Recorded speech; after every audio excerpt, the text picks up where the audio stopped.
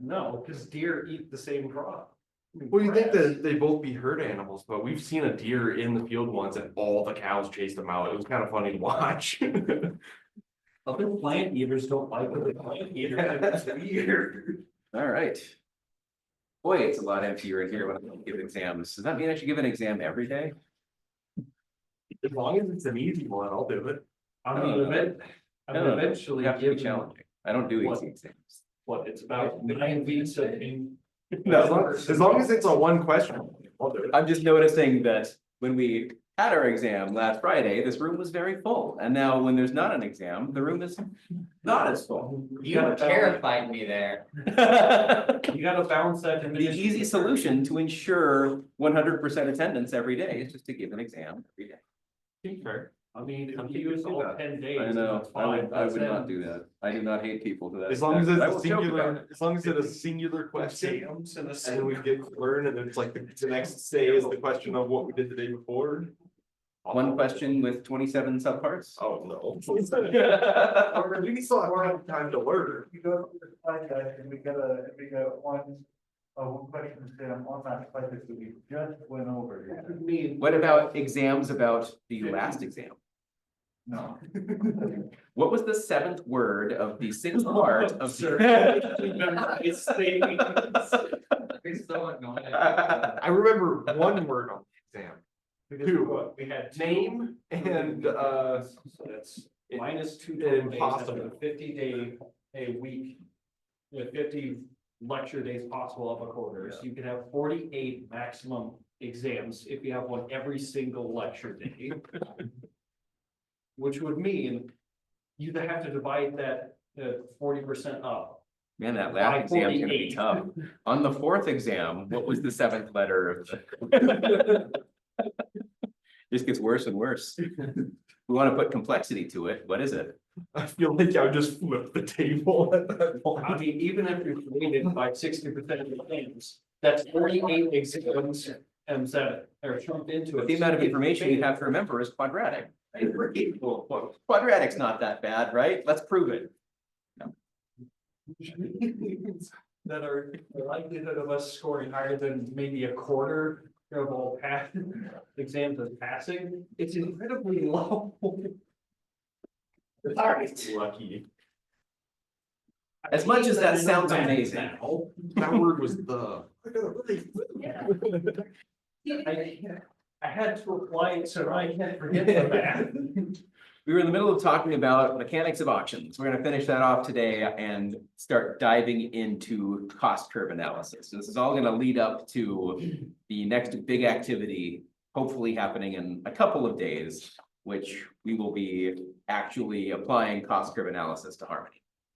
So that I can let you be free and actually go make fun, turn Harmony into something that is fun and you. So let's get there. Talking about auctions, we were talking about how to design for auctions.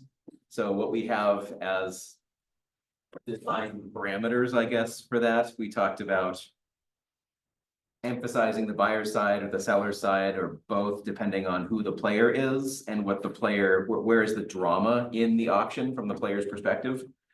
We talked about having the ability to communicate during an auction, whether there was full or partial or no information about the value of the items in the auction. Frequency of bids. Once you bid, can you not bid for a while? Does that add to the strategic depth of interfacing with the auction? Is there a maximum bid value or increment values? Is there a time limit to the auction, which would make things interesting in terms of, again, when do you bid? Do you wait to bid until the very end? Is there going to be a flurry of bids right at the very end? Which is usually what happens. You look at an eBay auction and it gets no traction, no traction, no traction. With a minute left, suddenly it gains all of its traction. I wonder why. We talked about reserve pricing. So what do you one, allow for buyouts, or two, do you make sure that the auction does not work and does not sell unless you reach a certain value in the auction? And then we talked about negative auctions or auctioning off. Avoiding a negative outcome, I guess, is the way that I would state that. If you win the auction, you don't get the negative outcome. And moving on from that, we can just talk about the different types of auctions, because there are different entire rule sets surrounding the auction in general. So an open auction is what we've been describing so far. Anyone can bid at any time in real time. There is a circle auction where now players take turns deciding whether they want to bid or pass. But then there are additional rules or options where how many passes? Does everyone passing dictate a sale? Can you jump back in after you decide to pass? Do you have to bid if you want to stay in the auction? There is a fixed price auction. So the seller sets a price for an item and then waits for someone to bid at that value. And then maybe there's a small auction at that point to figure out who wins it. Or maybe this could just be a fixed price where it acts more like a sale than an auction. So if the seller, of course, knows everyone's willingness to buy, then this actually allows you to maximize that, because you can fix the price to the highest willingness to buy of anyone. And now you're not pitting your sellers against each other. So it sells for the second highest. But now you can actually set that fixed price at the highest willingness to pay. So if you have that information, this maximizes that seller's profit. You could also, if you have a fixed price auction, sellers can overshoot the value and then bring down the price over time until there is a willing buyer.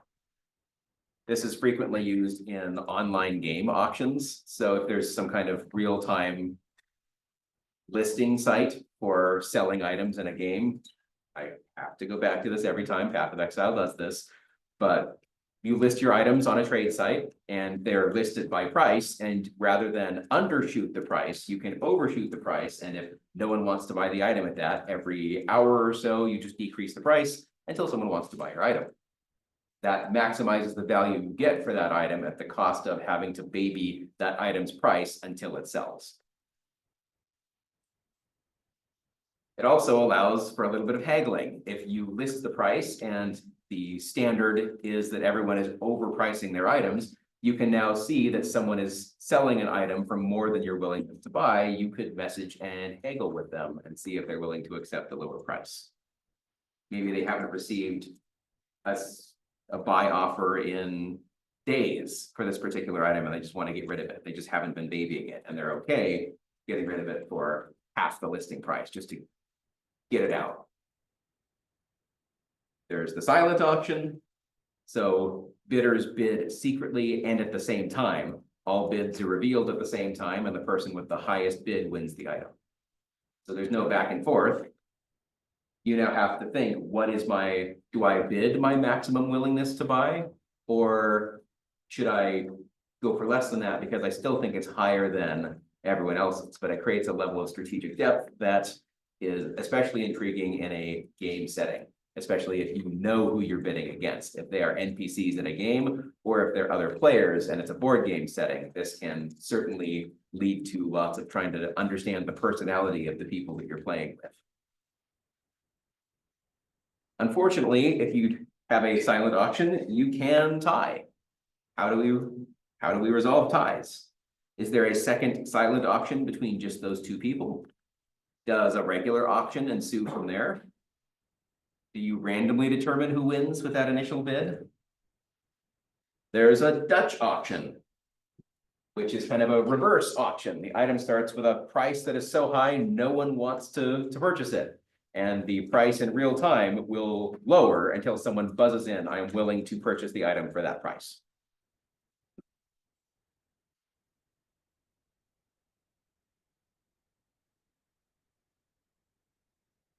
Some more types. Single item auctions means that every item is bid on as itself. You're purchasing a single item. But a multiple item auction says that we are going to bundle some items together and they're auctioned off all together. The winner wins the entire group. This is less overall auction work than it is to sell each individual item, even though you're going to forego some of the value of the entire bundle by allowing for this. You could have a draft auction.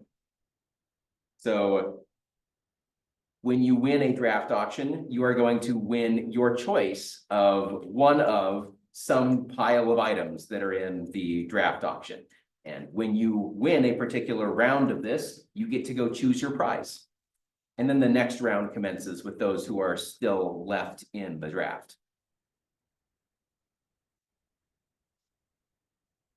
How does one pay?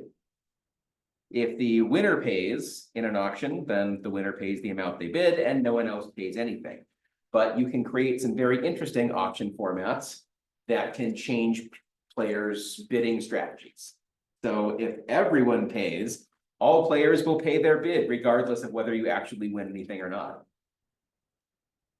That's a very drastic change to an auction, but it certainly changes how people bid and win.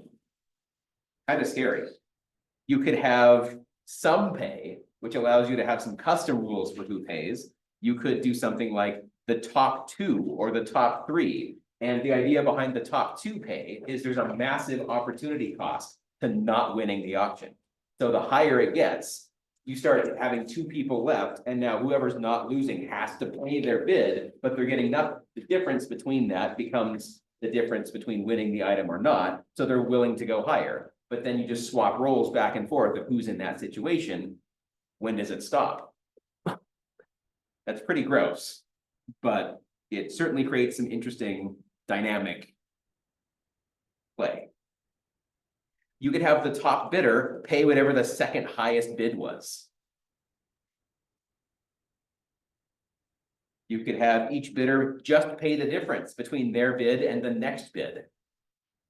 That would split the cost of the item amongst everyone who is participating in the auction, but the item still goes to the highest bidder. That completely changes your strategy for how you want to bid. You bid just a little bit more than the last bid. You bid a lot more than the last bid because you only have to pay the difference between your bid and the next highest bid. Yeah. So the person who is in last and has the largest space to go towards 0 may want to leapfrog everyone and say, all right, I'll be in that because it actually reduces the amount that I pay. You would only want to get involved in the bidding if you are okay paying the amount that you bid all the way down to 0 because everyone else gets in an argument or gets in a bidding war above you. That can really inflate the cost of the sale price. Lots of ways to manipulate the psyche of all of the players in your auctions. So you can customize any of these however you want, but auctions actually, I feel like, are an underused mechanic in a lot of games because there are so many ways to make an auction work. And I think that there's a lot of unexplored space here in terms of actual game mechanics. That's why I spent so much time describing it, because I feel like there's a lot of strategy in board games, in the board game design space and in the video game design space to utilize these kinds of transactions. And I think they make, especially, they make a lot of sense in player traded economies where you can really strain your economy or make it a very different economy from basic economics by having player trades be auctions and not just regular auctions, but auctions with some custom rules.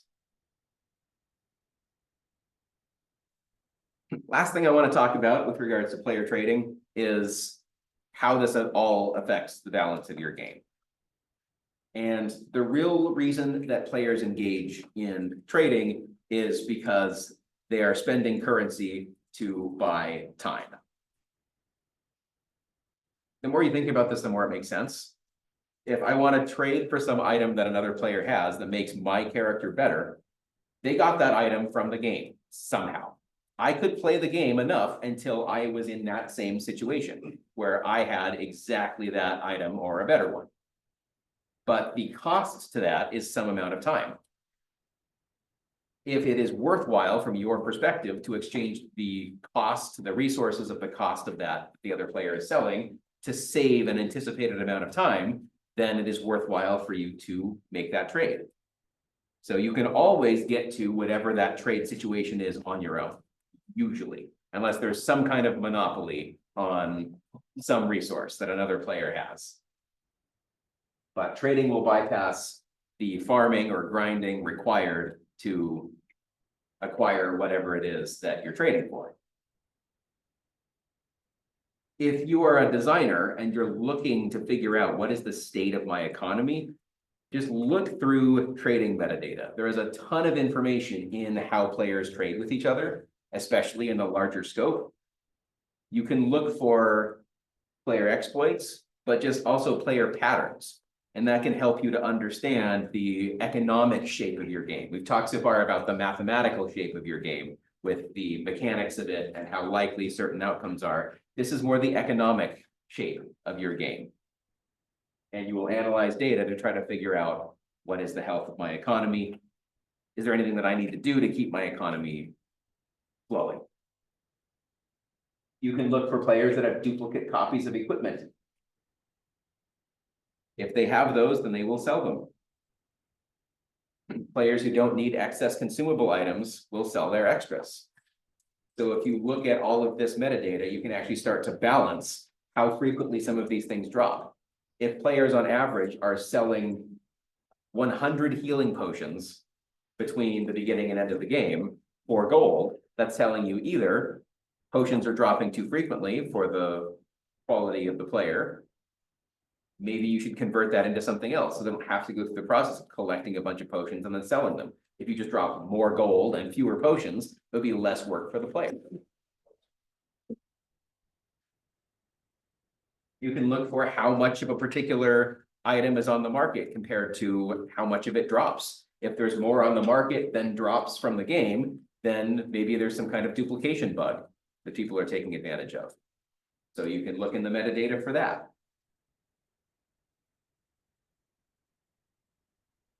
You can look for botting.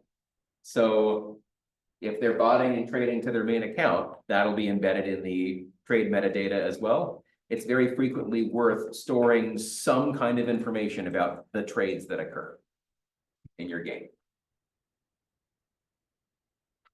Players are very good optimizers, especially people who choose to play games. They naturally are either trying to win using strategy of some kind. So the fact that trade is available, players are going to figure out how to best utilize the items in the game. Should I use it myself? Should I trade it? Depending on how easy it is to trade things. But of course, if you balance for this, then how do I want to state this point? Because this is a really important point, that multiplayer games are frequently balanced around the trading system. And if players don't want to trade or trade as much or make a significant part of their gameplay experience the planning and executing of all of those trades, then it becomes a point where players are not on equal footing. So I can again go into Path of Exile's balance because it's the game I spend the most time thinking about, but each particular rarish unique item in the game. So they have associated tiers to the rarity of unique items, and they are balanced such that you are not expected to drop one of them. It would take you a very long time to acquire the rarest items in the game. In fact, I have played Path of Exile 1 for almost 10,000 hours and have never dropped the rarest currency item. Never. It is so rare that I have no expectation of being able to. The rarest currency item is the duplication of an existing rare item. You can make a copy of it, and that copy cannot have copies made of it. But never seen it. This balance is done because it is a multiplayer environment, and there needs to be a certain amount of this currency in circulation for the associated balance.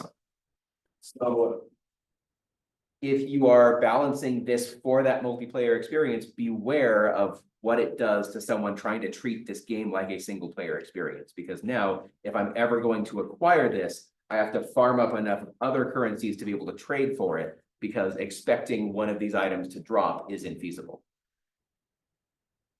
If it happens, great, but I can't continue to play the game stuck at a particular spot, assuming that I'm just going to farm until I get one. It may be thousands of hours of gameplay. So designing that, the multiplayer environment versus the single player environment is something that's very tricky. You could have a completely separate environment for those who want to be part of a trade environment and those who want to be part of a solo self-found environment. You could then say, once you're done playing solo self-found, you can migrate to a trade league. But if you want to separate this from a single player environment and a multiplayer environment, just don't allow that transition. Don't allow a solo self-found character and environment to transition into the trade league, and then you can change the associated drops to make this more like a single player game.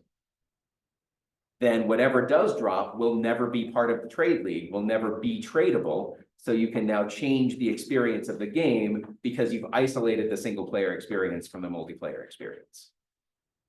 So you still have some design options about how to handle that. And of course, whenever you allow trade, you're also allowing the flow of resources from more experienced players to newer players. And that can certainly work against your design philosophy as a designer. You're anticipating a certain level of gear progression or a certain level of stat progression, and suddenly if a wealthy player, an experienced player gifts you some things, now the difficulty balance is thrown off because you're not supposed to have access to those items at this point. Of course, you could add level requirements for items, you can add anything else to try to circumvent them just handing you very powerful things to use early on in the game. But again, that needs to be something that is thought about from a design perspective. You don't want to implement that after the fact. What do you do with existing items? Do you give those existing items those same detriments? What if someone spent all of their money just trading for it before you went and nuked their ability to use that item from the developer's chair? They're not going to appreciate that. So the more you can think in advance, helps out. Any last minute questions about trading, balance, auctions, other player trades? Last slide of the slide deck.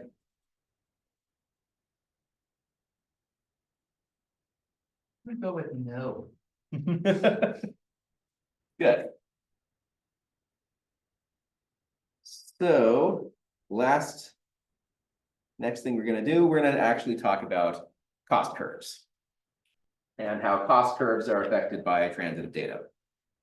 So we'll start with transitive data and then we will go into the actual math behind how do you generate a cost curve for something and how do you balance to a cost curve. So this is going to be a little bit more technical than the last few slide decks. Just a little bit. So transitive mechanics, you could come up with a very simple explanation for this. Basically, if you can apply the concept of you get what you pay for in a mechanic, that is a giveaway that this mechanic is transitive. So when an item is better, it costs more. And then you get that transitive relationship of an item that is better than this better item is better than this item. So that becomes transitive. So when an item is better, it costs more, and when an item costs more, it's better. Spells that cost more MP are more powerful. We need some way of now converting some number of inputs into the output that is a cost. Think about this as a mathematical function that says, what are the inputs? Maybe it's the damage of a sword. Maybe there's more to it than that. Is it a one-handed sword or a two-handed sword? Now it's just binary. Is it a crit-based sword or an accuracy-based sword? Whatever you would need as the input, there's some function that you, the designer, will create that outputs a value or a cost to that item. How good is it in terms of one number that describes that? And you can map that number to the associated cost. And that cost could either be how much it costs to buy in a store. It could be how rare the item is, how frequently it drops from a particular encounter. The better the item is, the rarer it should be, or the more it should cost you, the more time it should cost you to farm up the resources to acquire it. If that's not the case, then there starts to be a balance issue in your game. So what genres make use of transitive data and how? We'll start with RPGs. So the cost of items in stores, Your own character level is transitive. A character that's level 5 has the ability to be better than a character that's level 4, which has the ability to be better than a character that's level 3. The amount of experience per level, you don't suddenly hit level 20 and then immediately level to level 30 because the requirements between 20 and 30 get smaller. In a first-person shooter, you can upgrade weapons. A pistol that has 2 damage modifiers on it deals more damage than a pistol that has 1 damage modifier on it. Abilities that cost more in a first-person shooter as well. In simulation games, you get anything that you can purchase has an ability or power proportional to its cost. Tower defense, the cost of upgrading your towers increases and increases and increases, but the benefits that you get increase and increase and increase to make it worth upgrading your towers more and more. In any trading card games, we talked about this already, but higher cost cards have more powerful effects. Arcade games, scoring rules, the more dangerous an enemy is, the more it will give you in terms of the overall score. In professional sports, if you are a better athlete, you'll demand a higher salary. If you are a team in a more populous market, or can attract more fans or have a very lucrative TV deal, if your team is performing better or has the ability to continue to perform well, that will increase the value of that team if you, the owner, were trying to sell that team to another prospective owner. And of course, in real life, the hope is, at least in theory, the more that an item or service costs, the better quality it is going to be. That is not always the case, but in an ideal world, in a theoretical world, that would be a transitive world that we could live in. The more money you spend, the higher quality service you would get or good that you would get. So how do we actually create these functions? If you're designing a game in any one of these spaces, we need some kind of function that maps these inputs to outputs, which is all a function really is. So let's take a look at actual cost curves.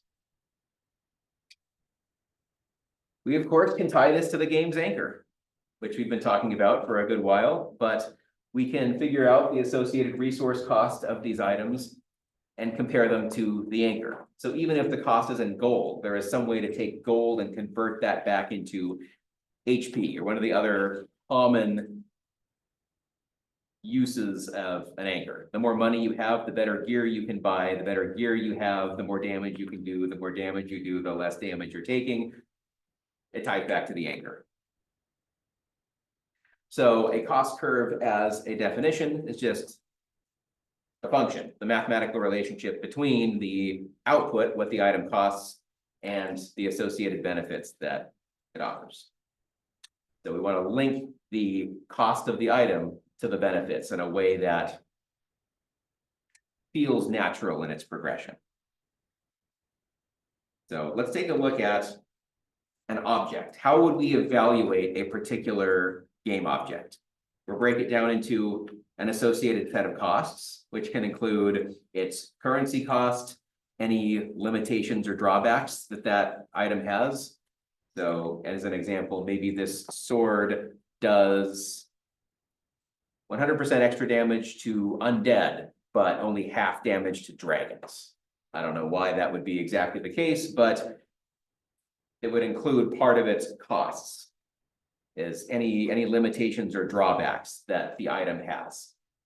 If you were to use this item, there would be some detriments to acquiring and using this item.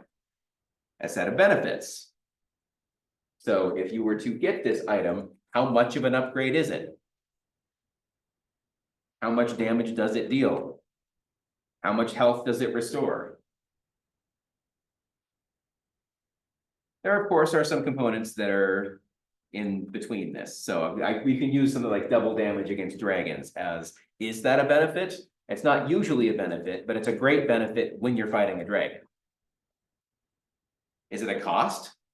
Is part of the cost of this sword that it deals double damage against dragons? If you, the designer, say that this is a benefit, and then this sword costs more because it deals double damage against dragons, you're paying for a benefit that you're not always using.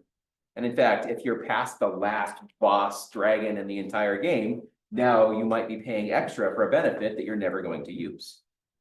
So benefit, higher damage against dragons, cost, lower damage against everything else comparatively. Because it was costed, like it deals a little bit more damage because it occasionally deals double damage against dragons. Yeah, Aren't items like that sort of in their own market, like niche items that can do specific things other than like, swords and armor? yeah. Frequently, that is kind of in its own category, but it is certainly a gray area for the use of a cost curve, because now there's no easy way to account for it, or the way that you are going to account for it is you're gonna use some method. But what method do you use? Is it the right method? Who knows? So the real designer's question is, did the sword's cost increase because of the benefit? If so, it might change your perception of it.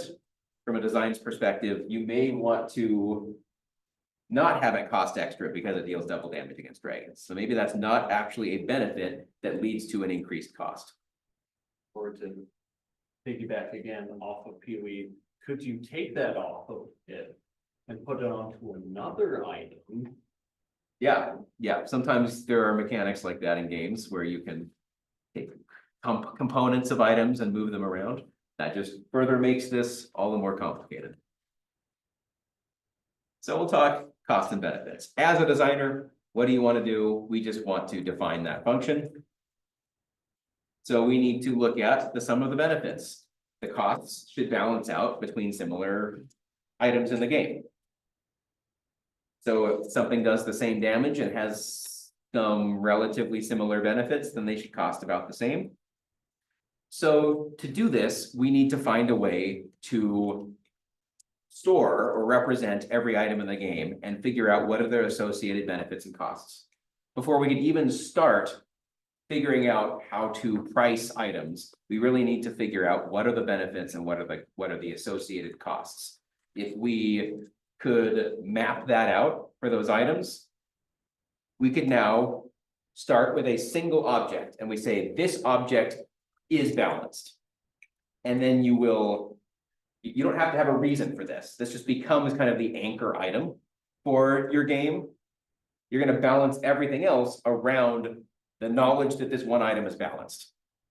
So it's only balanced because you say it is. It's not, there's no other reason to this. But now you're going to iteratively move to other game objects surrounding this other game object. You're going to start with objects that are as close to it as possible. They're almost identical, or they're as close to identical as you can get for some other game object that is in your game.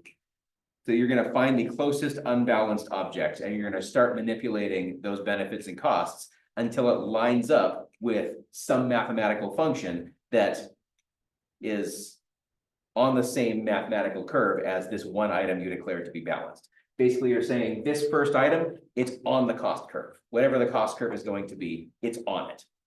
This mathematical function passes directly through this item. Then you're going to take all of the other items around it, you're going to bring them into place to be on some mathematical curve, if that makes sense. Does that make sense? Maybe it's worth drawing out.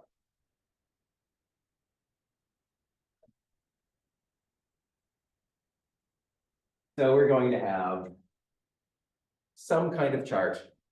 And on this chart, like I took the one pen that have new juice. Okay, we'll run it dry. That's not the one you tried to auction off either. This one would go for much less. So we know that we're going to try to find a particular balanced item. So this item has benefits and costs as such. So the closest items in the game to this would be something that has very similar benefits and very similar costs. So you can imagine finding the Euclidean distance around this to try to find, oh, there's an item that's right here in my game.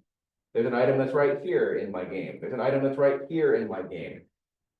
So now we see that there's a little bit of difference between those benefits and costs. We want to bring them in line with each other as much as possible so that they map to some function. We don't really know yet if it's a linear function or a quadratic function or something, But we know that whatever function it is, since we're declaring this item right here to be balanced, that it has to pass through it in some capacity. It's either gonna do that, or it's gonna do that, or it's gonna do that, something that passes through that point. Once it passes through that point, you can start to bring the other items in line to that particular curve. And you would have decided on that curve for some reason. We want a linear growth in the power of swords. We want a quadratic growth in the power of swords. Once you know what that is, you can start to look at the costs and benefits of every other item. And you can start to manipulate the costs or manipulate the benefits to bring it in line to that function, if that makes sense. We just want basically we want a line of best fit or a function of best fit to pass through all of your game objects.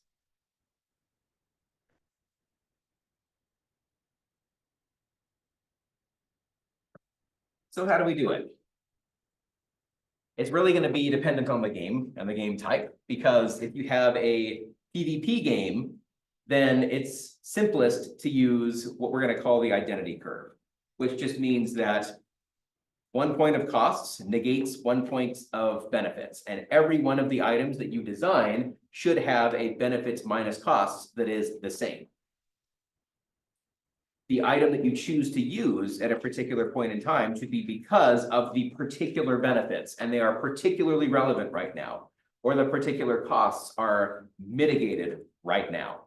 If you're thinking of a pistol versus a rocket launcher in a first-person shooter game, then there should be associated trade-offs, but it shouldn't be that the rocket launcher is always chosen over the pistol because it is just better. If it's a PvP game, then as soon as someone finds the rocket launcher, they have no use for the pistol, and that becomes a less interesting choice now if you're always going to use one over the other.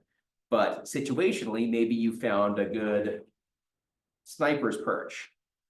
Then the pistol doesn't really do enough damage to mitigate that, but now you would pull out your rocket launcher because you can actually attempt to hit players from farther away. So situationally, that becomes the better weapon to use. But the balance is because the rocket launcher deals more damage, there's also an associated cost of it needs to deal some kind of AoE when it hits so that you can't use it at close range. The rocket must travel slower so that if people see it coming, they can dodge it. There's some cost to using that item. And if you can find a mathematical way to relate those to each other, then you can balance the items against each other by saying, well, for every item in the game, for every weapon in the game, the benefits minus costs is the same value, which we're going to call the identity curve. So each item's benefits minus costs should total 0 in some capacity. Every item's benefits directly counteract its costs. And of course, it doesn't have to be 0. You could say, all right, benefits minus costs is 5 for every item, but as long as it's equal among the items and the benefits and the costs are different, then that creates its situational use. If they're something without object costs, so thinking about something like fighters, so how do you balance the characters against each other? So it's the same as the above, but now we want to total something positive. The fact that you're using a particular character, it should feel like the detriments of using a particular character in a fighter are not outweighed by the benefits. You want to feel powerful when you're controlling a character. So when you have object costs, identity curve, cost total 0, benefits minus cost total 0. When you have object costs, benefits minus costs totals something positive, but it should be the same value. PvE games now, it looks a little bit different. Now we actually have the work to do. We need to plot each item's benefits and costs on the same chart. And as the game progresses, we want to introduce items that have a larger and larger disparity between the benefits and costs. If you're going to try to upgrade on a weapon, what's going to feel like an upgrade is something that's benefits minus costs is greater than the item you're currently using. But how that grows over time is going to be dependent on the game that you're making and the sense of progression that you want your player to feel. So as you upgrade the items, the exact rate of growth of benefits minus costs is directly proportional to what the player is going to feel as they collect more items, as they upgrade, as they move forward in the story or the gameplay. So if you can plot this curve, anything that is above that curve is too powerful. It needs to be brought in line.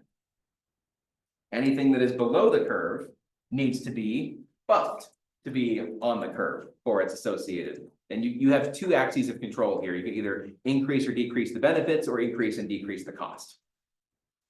So to get an item on that curve, you can again just modify the benefits or change the cost of the item.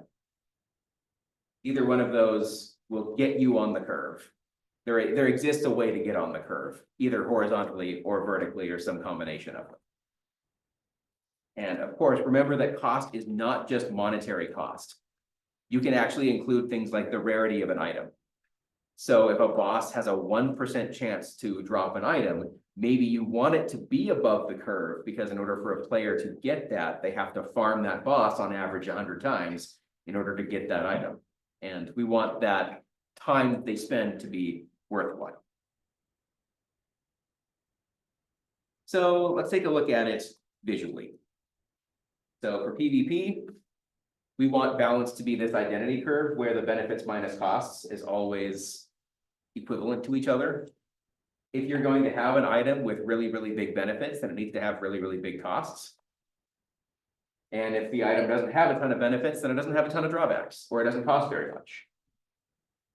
For PvE on the right, then we talked about there being some kind of curve, and something that is close to this curve is going to be balanced, and anything above the curve is too powerful, and anything below the curve is not powerful enough.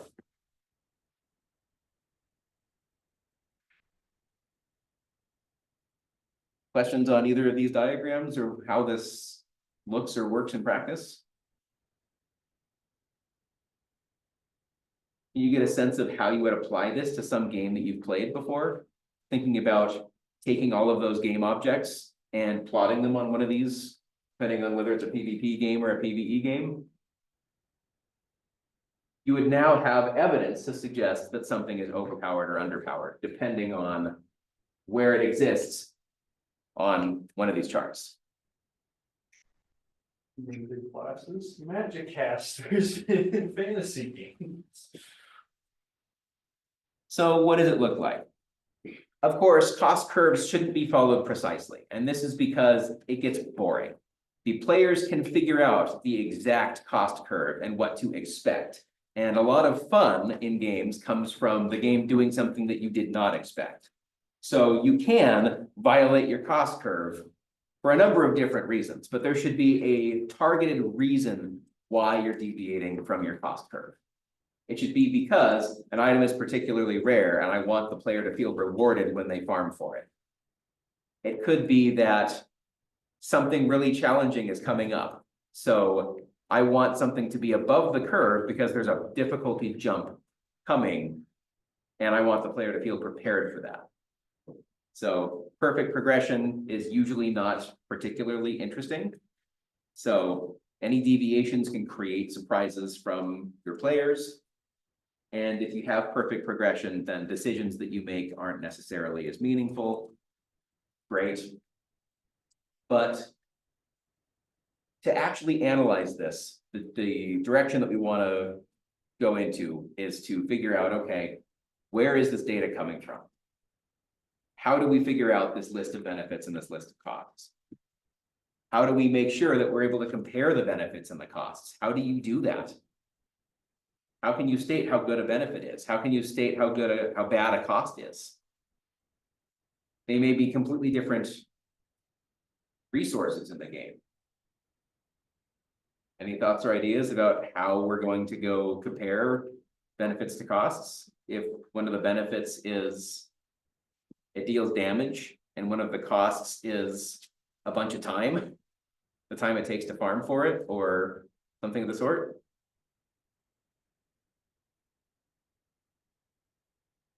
The answer is surprisingly simple. Right back to the anchor. The reason we have this anchor is so we can make these kinds of comparisons between different resources in the same game. Because all of those resources do tie back to the anchor somehow. They have some effect on the game that leads you back to the anchor. So of course, this all assumes you have an anchor, but assuming that you've identified what that anchor is and are actively using it in the development of your game, then balancing any other game that you would want to add to your game is now straightforward. You're just going to look at the benefits and the costs as some function based on their effects on the game's anchor. Question. What would the anchor for the card game we made? So you have some amount of health, right? When your draw deck is empty, then the game is over. So number of cards left in your draw pile would be Then also something you that is, lose your hand. and then also the number of cards in your hand. So there are kind of two anchors working, that there are ways to win or lose the game, that it's one or the other. So could you come up with some mathematical relationship that accounts for a health of the game based on this value? Could you take the minimum of cards in your deck and cards in your hand? Would that be a relevant anchor of how close you are to losing the game? Could you, yeah, Would the cards in the discard be part of the anchor since there's game mechanics to get them back into your draw pile? I would say that how close you are to losing the game would be a good anchor in that part. If you have something that deals with that, that becomes a strategy of getting further away from losing the game. But I wouldn't include it as part of the anchor because there's no guarantee that you have those cards in your hand and can play them. There's no guarantee you kind of get close to losing, but then you can recuperate from that, based on the strategy of the deck that you're using. So if you think about items like this, then creating new items for your game is actually quite straightforward. You just choose a part on the curve, and then you come up with the ideas. Here are the benefits that I want it to have. Here are the costs that I want it to have. What values should those have? Well, you plug that into the function that you're using for each of those as they tie the benefits and costs back to the anchor, and you can start to manipulate the individual values of each one of those to balance it and bring it in line right onto that curve. And then it is balanced as long as you have the benefits and costs correctly, as long as you've done that correctly. You can also look at any item in the game and make a quick decision about whether it is balanced or not. You just look at its position based on your cost curve. If it's on the cost curve, then it's balanced. If it is not on the cost curve, then you can make some manipulations to it to make it balanced. But it allows you to now visualize everything in the game on one 2D graph, which is so much power when you're designing a game. You no longer have to worry about the complexities of the mechanics because you come up with the mathematical function that ties it back to the game's anchor, which is what everything is designed around and based around. And now that I've spoiled this, I think that every game that you play is going to feel different. Even games that you have played, you're going to look back at it and say, everything is designed around this one component. Everything, it starts to almost ruin your enjoyment of games when you start to realize how it all works underneath the hood, or at least it's harder to find a game that breaks from the stereotype or introduces something new that is an exploration from my perspective, at least. So the initial creation of a cost curve is a ton of work. It is a lot of work to actually create this curve for your game. But once you create that curve, you can continue to just vomit out content for this game based on that curve. So designing new material and balancing existing material is significantly more trivial than it would be otherwise. Thoughts on cost curves? Thoughts on designing cost curves? Analyzing games in terms of cost curves? Yeah. I think a good way is taking that classic RPG example, because these just fit into this category so much. Yeah. Common items should always sort of follow the curve, whereas rare and unique ones really start to break it. Remember, rarity is part of the cost. So It you is. can bring them into line based on how rare the item is. But most basic items that almost anyone can find, I tend Yeah. to follow that, at least from my experience. Versus Yeah. the really fun or interesting ones, sort of like either here or way out here. Yeah, you can It's create hard some to really really interesting make it items interesting. that have some very distinct properties that feel unique to use And maybe they're really good, or maybe they're really bad. Maybe they're just there as a joke. Boots of questionable stuff. You're perfectly invisible, but a loud bang happens every time you stand. Yeah, very wide out there. So that's very high benefit, very high cost. It'd be at the deep end of that distribution. But can you break it with a silence spell? And can you have that follow Yeah, you as but well? that creates an interesting strategic decision for the player. Do I equip this and then try to deal with the cost in some capacity? Because now to cast a silent spell, that's gonna cost MP. And you can tie all of this back to the HP of your character by saying, to get these benefits, I have these costs. To offset these costs, I can choose how to pay these costs in one way or another, and maybe that changes and evolves as you play the game and unlock more skills and unlock more, maybe an item that used to be useless because it made so much noise. Now you have the ability to stifle that noise so it can become useful. Makes for another interesting decision. We'll stop this here and pick it back up tomorrow. We're getting within a day or two, I think, of being able to mess around with the cost curve of Harmony. If you want to have the cards in person as you're analyzing the cost curve for Harmony, it might be worth it to bring those in starting over the next couple of days. If not, we can still have the cards on canvas, so you can at least look at what the cards are as you start to build a cost curve for Harmony, for each of the mechanics in Harmony. See you tomorrow for that.